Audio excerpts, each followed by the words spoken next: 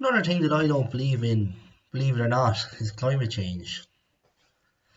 I I studied climate change as part of my physics degree. They left out one important factor. I never thought of it at the time, but they forgot to include the sun. Strange, isn't it? I think the sun would have something to do with the temperature.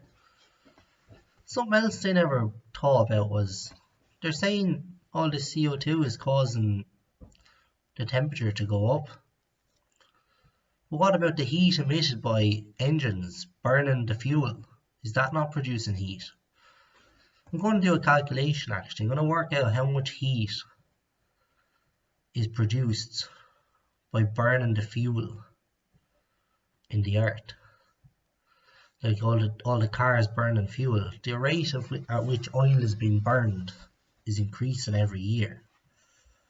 So the amount of heat being produced in engines, in furnaces or whatever, power plants burning coal, the amount of heat that's been output from burning the fuel is increasing every year. So if there was no such thing as carbon dioxide, we could just as easily say, oh, the world is getting hotter because we're burning more fuel and we're making more heat. It's valid, like, it's a reason why the earth could be getting hotter. I did a quick calculation and I don't think it's accounting for the reported temperature increases. It's not enough heat, but it's a factor. It's contributing to it. And another thing that contributes to it is the sensors. So the sensors are still in the same positions in cities, runways, built up areas that they've always been in. And as the areas become more densely populated and the cities grow, the amount of traffic around them increases, there's going to be more heat in them local areas where the sensors are. So it's obviously going to heat up. And another thing, we know from listening to the weather forecasts for years, they often get it wrong. They can't predict the weather 3 days into the future most of the time. It's very chaotic. It's very hard to predict the weather. Even with all the technology and studies and data they have now, still get it wrong. So how can they say this minuscule increase in temperature in the earth is causing adverse weather events? I haven't looked at the sources yet now, but I've heard that there's been less severe weather events in the last 50 years than there was in the 50 years before that. So I need to check that, but I trust it. I shouldn't trust it because I haven't checked it, but it wouldn't surprise me. And there was a record low temperature there a few weeks ago at the South Pole. Record low temperature at the South Pole. And this wasn't reported on the news because it goes against the global warming, the climate change. I think the reason it's changed, it used to be called global warming because the earth was warming, but it actually stopped warming up.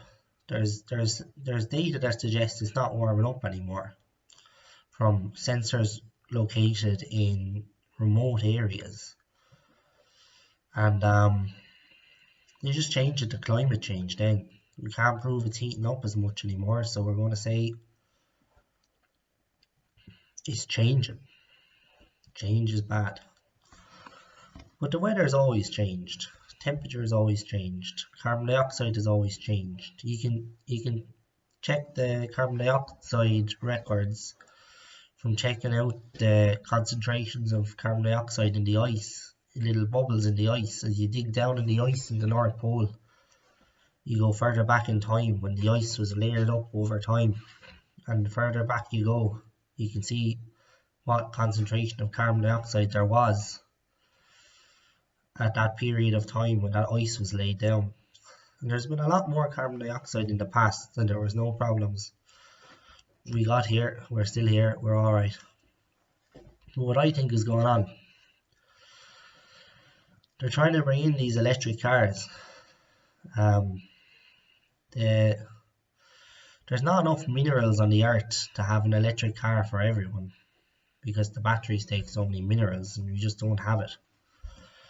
And when I worked in automotive, I seen this presented actually, and it aligns with what the data is for how many electric cars you can have.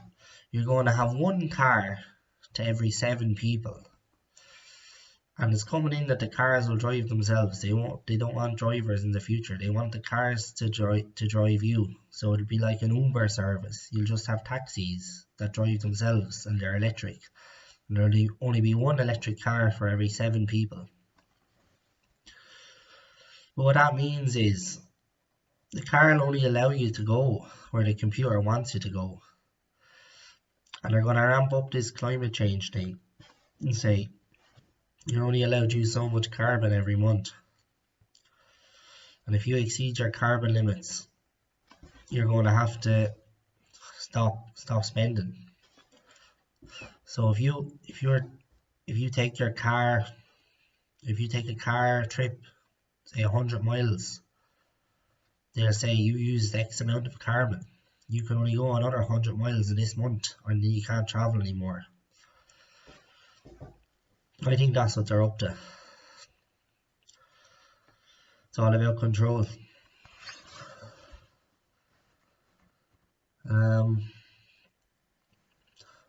Hopefully it doesn't come to that, but I've heard talks about trialing climate lockdowns.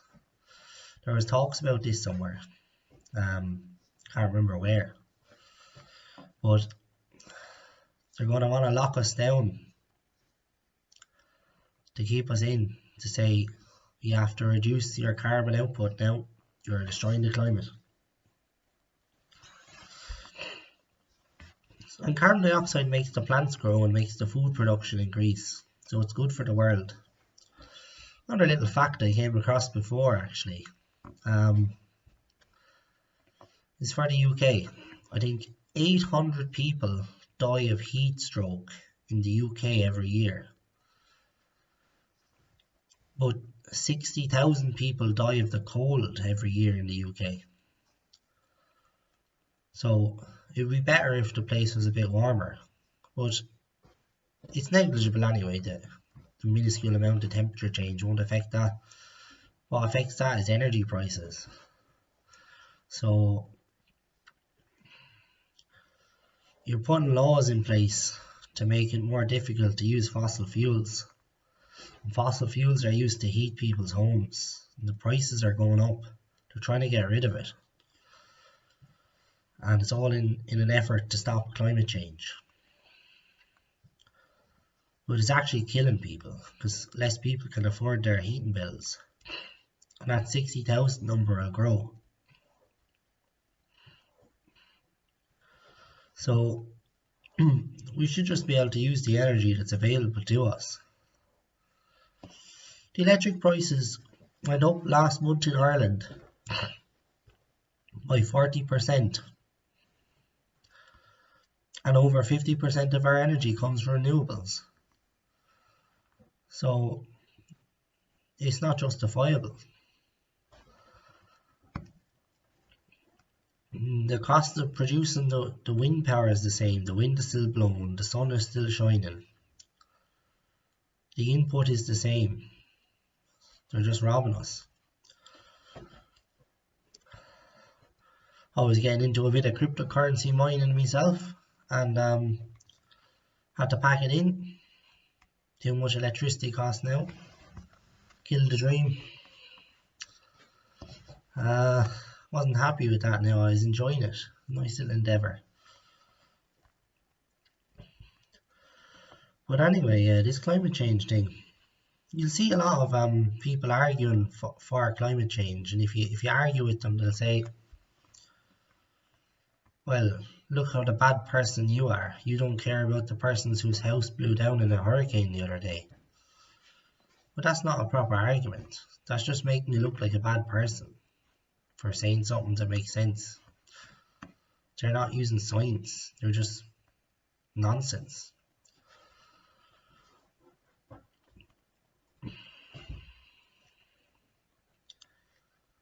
I'm not too worried about this myself. Hope I wouldn't buy it anyway. I don't think people are that scared of climate change. Not as scared as they were of COVID.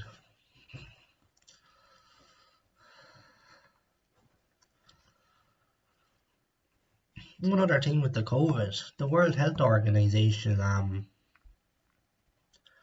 when they declared that a pandemic, it wasn't a pandemic as defined by the definition of a pandemic.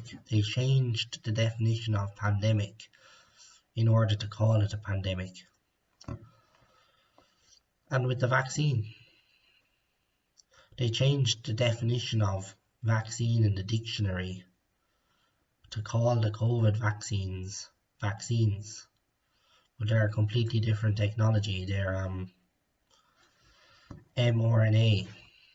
Moderna stands for modified RNA.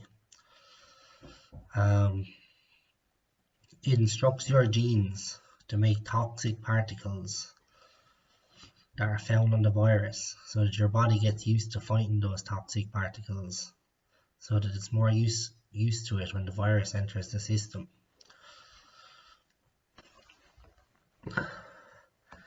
I prefer just not to have them toxic particles being produced by my genes. I'd like my genes to do what they weren't designed to do, but they evolved to do. Don't want to turn them into these little machines for making all these spike proteins and all this. One other thing, Pfizer never conducted any tests to see if the vaccines prevent transmission of COVID-19. They didn't do it. They never tested it. And we all came out with these vaccine passports then saying you have to have them to go in places because you'll spread the virus. And it was never even tested. I think about these things sometimes. Don't really let them get to me. I think about these things and I'm ready for people when they tell me I should do things that they think is the best option. And then I see if they've thought about it. Because I've thought about it a lot. And I'm confident in my decisions. And another thing, I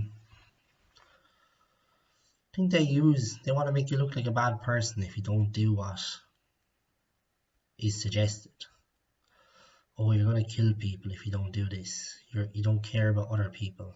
Well, there was no test done to show that if you take a vaccine, you're less likely to spread the virus. No test done at all.